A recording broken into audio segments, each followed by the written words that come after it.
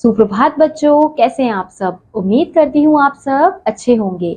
तो बच्चों, आज की कक्षा में हम पढ़ने वाले हैं अध्याय नंबर 4, जिसका शीर्षक है शिष्टाचार का महत्व। तो बच्चों, सबसे पहले हम पढ़ेंगे सार। शिष्ट व्यवहार सबको अपनी ओर आकर्षित करता है। शिष्टाचार हमारे व्यक्तित्व को प्रभावशाली बनाता है। तो बच्चों, इस अध्याय में क्या बताया जा रहा है कि शिष्ट व्यवहार यानी जो अच्छा व्यवहार होता है वो लोगों को हमारी तरफ आकर्षित करता है और शिष्टाचार हमारे व्यक्तित्व को प्रभावशाली भी बनाता है। मेरे पड़ोस में दो बच्चे रहते हैं, मनदीप और सुदीप। मनदीप जब कभी मेरे पास आता है, पहले हाथ जोड़कर नमस्ते करता है, फिर चाचा जी कहकर मुझसे बात करता है। वह बड़े ही मृदुल और शांत स्वर में बोलता है, किंतु सुदीप दूसरी ही तरह से बात करता है। दूर से ही चिल्लाता हुआ आता है, मुन्नी के बाबूजी, आपको मेरे बाबूजी बुला रहे हैं। तो यहाँ पे क्या कहा जा रहा है कि अब यहाँ पे जो लेखक है वो बता रहे हैं कि उनके पड़ोस में दो बच्चे रहते हैं। एक का नाम है मनदीप और दूसरे का नाम है सुदीप। तो जो मनदीप है जब उनके पास आता है तो वो क्या करता है, उनके पास जाकर हाथ जोड़ता है, नमस्ते करता है और फिर कहता है और चाचा जी कहकर उनसे बात करता है और वह बड़े मृदुल और शांत स्वर से बोलता है। लेकिन दूसरी तरफ जो सुदीप है, जो उसका ही भाई है, वो कैसे बात करता है, वो अलग ही तरीके से बात करता है। वो चिल्लाता हुआ आता है और कहता है कि मुन्नी के बाबूजी, आपको मेरे बाबूजी बुला रहे हैं। तो यहाँ पे हम देख सकते हैं कि दोनों बच्चों में व्यवहार का कितना अंतर है। अच्छे व्यवहार के कारण आसपास के सभी लोग मनदीप की प्रशंसा करते नहीं थकते और सुदीप का व्यवहार सबको अनुचित लगता है। यूं सुदीप पढ़ने में तेज है और मनदीप की अपेक्षा उसका स्वास्थ्य भी अधिक अच्छा है, फिर भी लोगों की प्रशंसा का पात्र मनदीप ही है। इसका कारण यह है कि मनदीप का बोल व्यवहार लोगों का मन लुभा लेता है। दूसरे शब्दों में ये कहें कि मनदीप का व्यवहार शिष्ट है, जबकि सुदीप का अशिष्ट।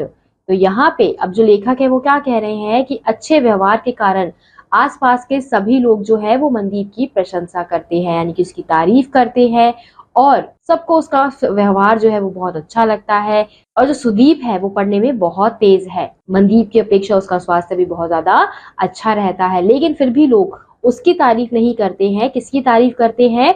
मनदीप की तारीफ करते हैं। तो ऐसा क्यों होता है? इसका कारण ये है कि मनदीप का बोल व्यवहार, यानी जिस प्रकार से वो लोगों से बात करता है, उनके साथ व्यवहार करता है, तो वो सब चीजें लोगों का मन लुभा लेती हैं। और दूसरे शब्दों में कहें कि मनदीप का व्यवहार शिष्ट है, जबकि सुदीप का व्यवहार कैसा है? अशिष्ट है। हम सबको समाज में सभ्य बनकर रहने के लिए शिष्टाचार के नियम अवश्य जानने चाहिए और उन्हें अपनी आदत में सम्मिलित कर लेना चाहिए। यह भी ध्यान रखना चाहिए कि अलग अलग समाजों में शिष्टाचार के नियम भिन्न भिन्न हैं, यद्यपि उनके आधार प्रायः समान ही हैं।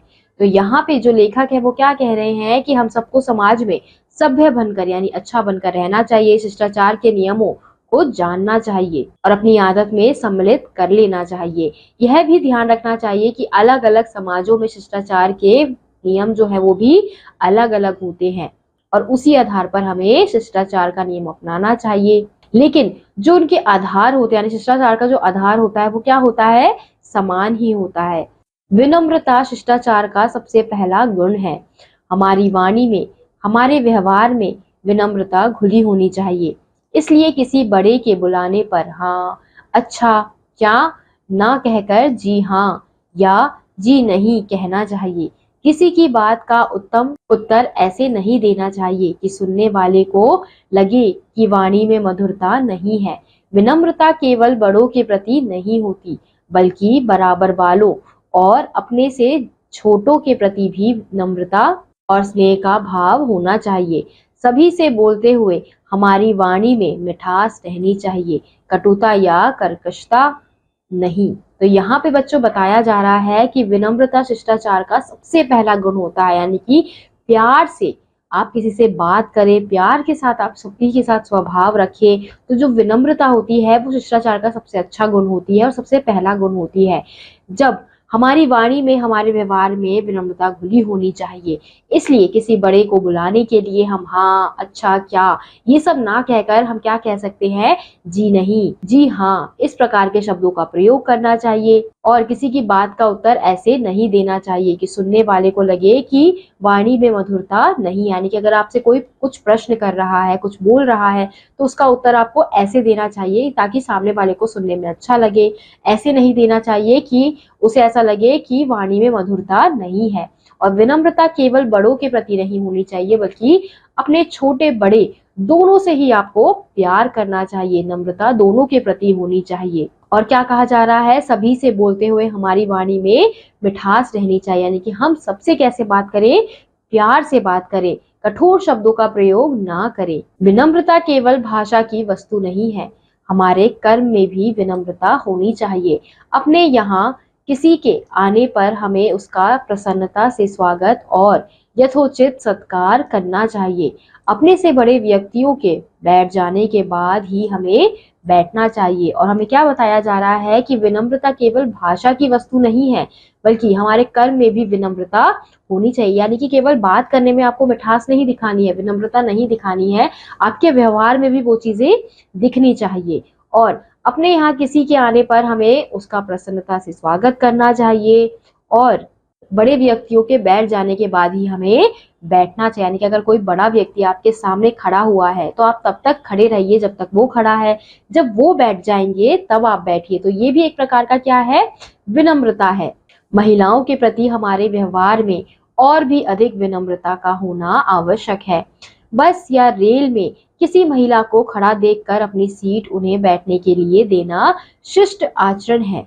और यहाँ पे क्या कहा जा रहा है कि हमें महिलाओं के प्रति व्यवहार अच्छा रखना चाहिए, यानी कि अधिक विनम्रता रखनी चाहिए। अब जैसे कि बस में या रेल में अगर आप देखते हैं कि कोई महिला खड़ी हुई है, तो आपको क्या करना चाहिए, अपनी सीट से उठकर उस महिला को वो सीट देनी चाहिए। ये भी एक प्रकार का क्या है, शिष्ट आचरण है, अच्छा व्यवहार है। हमारा अपने से बड़े व्यक्तियों के सामने ठहाका लगाकर हंसना या जोर से बोलना अनुचित माना जाता है।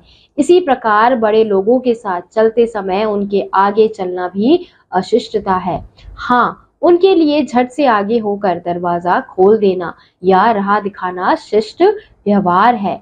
अब यहाँ पे क्या कहा जा रहा है बच्चों कि अगर हम अपने बड़े व्यक्तियों के सामने ठहाका मार यानी जोर जोर से हंस रहे हैं, बोल रहे हैं, तो ये क्या होता है, ये अच्छा नहीं होता है, ये अनुचित माना जाता है। और इसी प्रकार जब बड़े लोगों के साथ चलते समय अगर हम उनसे आगे निकल रहे हैं, आगे आगे चल रहे हैं उनके, तो ये भी क्या दिखाती है, आपकी अशिष्टता दिखाती है। तो आपको क्या करना चाहिए, आपको क्या करना चाहिए उनके लिए, हाँ अगर आप दरवाजा खोलने के लिए आगे जा रहे हैं तो वो अच्छा है, लेकिन अगर आप ऐसे ही उनके साथ साथ ना चलकर आप आगे जा रहे हैं तो वो अच्छी बात नहीं होती है। क्या आपको पता है कि विनम्रता और दीनता में अंतर है? विनम्र होते हुए भी हम अपने स्वाभिमान की रक्षा कर सकते हैं। विनम्र व्यवहार का अर्थ चापलूसी नहीं है। यदि कभी यह महसूस हो कि जिसके प्रति हम विनीत हैं वह हमारा तिरस्कार कर रहा है अथवा हमें दीनहीन जानकर हमारे प्रति दया की भावना प्रकट कर रहा है, तो उसकी कृपा प्राप्त करने की चेष्टा हमें नहीं करनी चाहिए। तो बच्चों यहाँ पे क्या कहा जा रहा है कि विनम्रता और दीनता में बहुत अंतर होता है। अब विनम्र रहने के लिए आपको जरूरी नहीं है कि आपको अपने स्वाभिमान को छोड़ना पड़े, आपको अपनी स्वाभिमान की भी रक्षा करनी चाहिए। और विनम्र व्यवहार का अर्थ चापलूसी करना नहीं होता, यानी कि अगर आप किसी के सिर्फ चापलूसी करे जा रहे हैं, हर चीज में हर बात में हाँ कहे जा रहे हैं, उसकी हर बात को मान रहे हैं, तो इस प्रकार की चीजें नहीं करनी है। यदि कभी यह महसूस हो कि जिसके प्रति हम विनीत यानी अच्छा व्यवहार दिखा रहे हैं वो हमारा तिरस्कार कर रहा है, यानी हमारी इंसल्ट कर रहा है, बेइज्जती कर रहा है, दीनहीन जानकर हमारे प्रति दया की भावना दिखा रहा है कि ये तो बहुत गरीब है, तो इस प्रकार की दया की भावना दिखा रहा है, तो उसकी कृपा प्राप्त करने की चेष्टा हमें नहीं करनी चाहिए। शिष्टाचार का दूसरा विशेष गुण है दूसरों की निजी बातों में दखल ना देना। हर व्यक्ति का अपना एक निजी जीवन होता है, इसलिए हमें अकारण किसी से उसका वेतन, जाति, धर्म, उम्र आदि पूछने से बचना चाहिए। यदि कोई कुछ लिख रहा है तो झांक झांक कर उसे पढ़ने की चेष्टा करना अशिष्टता है, अशिष्टता होगी। किसी के घर या दफ्तर जाने पर उसकी वस्तुओं को उलटने पलटने लगना अशिष्टता है। तो यहाँ पे बच्चों क्या कहा जा रहा है कि शिष्टाचार का दूसरा गुण क्या है?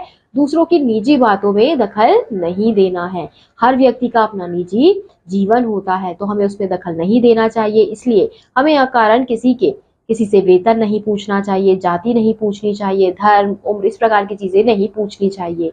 इन्हें पूछने से हमें बचना चाहिए। और कोई भी कुछ अगर लिख रहा है तो हमें झांक झांक कर नहीं देखना चाहिए, ना उसे पढ़ने की चेष्टा रखनी चाहिए। और किसी के घर या दफ्तर जाने पर उसकी वस्तुओं को ऐसे उलटने पुलटने यानी से किसी और की वस्तुओं को ऐसे छूना नहीं चाहिए।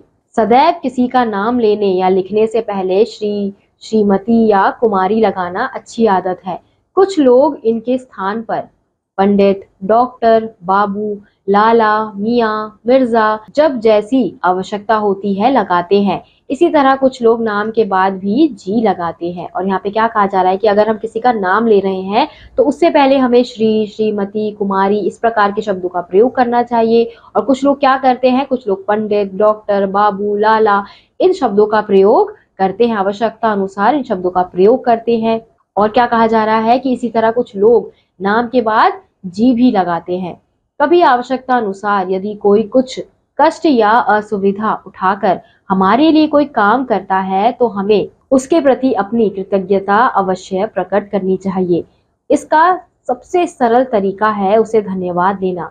यदि बस या रेल में कोई अपनी जगह हमें बैठने के लिए देता है तो उसे धन्यवाद अवश्य देना चाहिए। धन्यवाद शब्द बोलते समय ऐसा लगना चाहिए कि हम उसे हृदय से धन्यवाद दे रहे हैं, केवल ऊपर ऊपर से नहीं। तो यहाँ पे क्या बताया जा रहा है कि कभी आवश्यकता अनुसार यदि कोई कुछ कष्ट करके, कुछ असुविधा उठाकर आपकी मदद कर रहा है, आपका काम कर रहा है, तो उसके प्रति भी आपको कृतज्ञता दिखानी चाहिए। और वो कृतज्ञता दिखाने का सबसे सरल तरीका क्या होता है कि अगर आप उसे धन्यवाद कहते हैं। अगर कोई बस या रेल में आपको अपनी जगह देता है बैठने के लिए तो भी आपको धन्यवाद कह सकते हैं।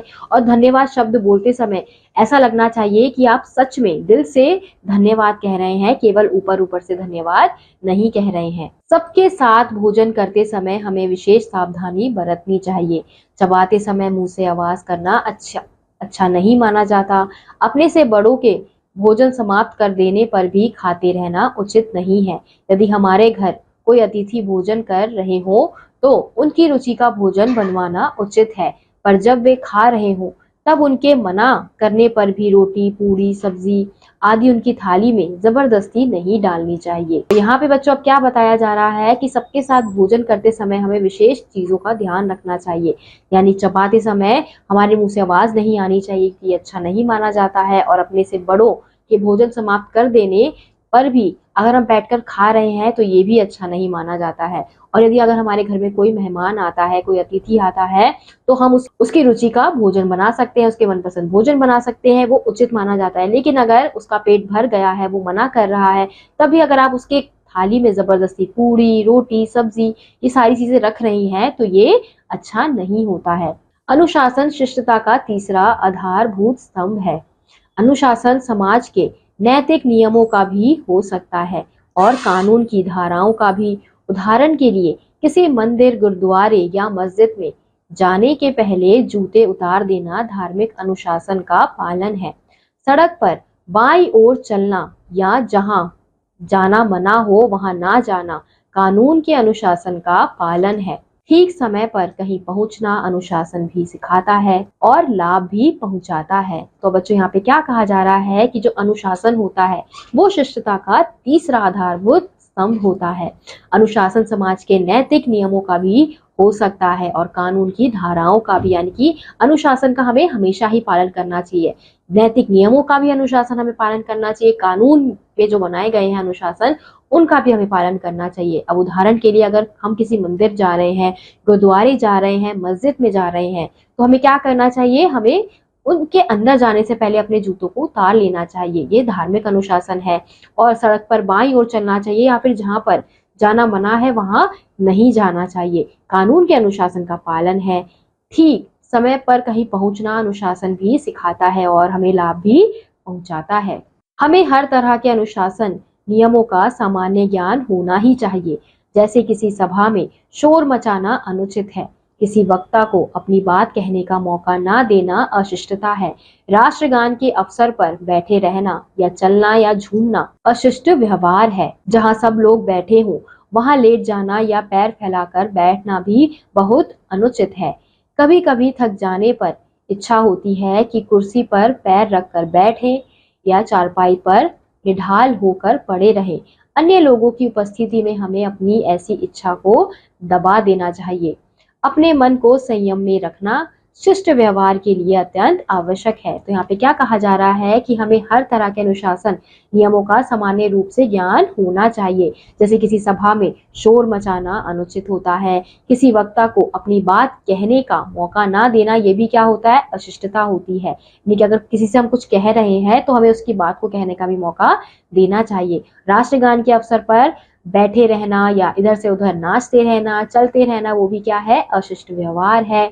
जहां सब लोग बैठे हों वहां लेट जाना या पैर फैलाकर बैठ जाना, ये भी अच्छा नहीं होता है। कभी कभी थक जाने पर हमें ऐसी इच्छा होती है कि हम कुर्सी पर पैर रखकर बैठ जाएं या फिर चारपाई पर लेट जाएं, लेकिन इस प्रकार की इच्छाओं को हमें उस समय दबा देना चाहिए जब लोग वहां पर उपस्थित होते हैं। और अपने मन को संयम में रखना शिष्ट व्यवहार के लिए अत्यंत आवश्यक है। संक्षेप में हम यह कह सकते हैं कि शिष्टाचार वह व्यवहार है जिसके करने पर दूसरों के तथा अपने मन को प्रसन्नता होती है। इसके विपरीत अशिष्ट व्यवहार से दूसरों का दिल दुखता है और उससे अंत में हानि भी होती है। तो अंत में हमें बच्चों क्या कहा जा रहा है कि संक्षेप में हम ये कह सकते हैं कि जो शिष्टाचार होता है वो व्यवहार है जिसके करने पर हमें दूसरों तथा दूसरों को भी प्रसन्नता होती है, हमारे मन को भी प्रसन्नता मिलती है। और इसके विपरीत अगर हम अशिष्ट व्यवहार से दूसरों का दिल दुखाते हैं और उससे अंत में हमें हमेशा हानि ही होती है। यानी कि हमेशा हमें कैसा व्यवहार करना चाहिए, शिष्ट व्यवहार करना चाहिए, यानी अच्छा व्यवहार करना चाहिए। इससे लोग हमारी तरफ आकर्षित भी होते हैं, लोग हमें पसंद भी करते हैं। अगर हम अशिष्ट व्यवहार करेंगे तो इससे क्या होगा कि लोग हमसे दूर जाते जाएंगे, कोई हमसे बात नहीं करेगा। तो इसलिए हमें शिष्टाचार को अपनाना चाहिए। तो इसी के साथ आज का यह अध्याय यही समाप्त होता है। उम्मीद करती हूँ आपको यह अध्याय समझ आया होगा। मैं आपसे मिलूंगी अगली कक्षा में। तब तक के लिए आप सभी बच्चे खुश रहिए और पढ़ते रहिए। बाय।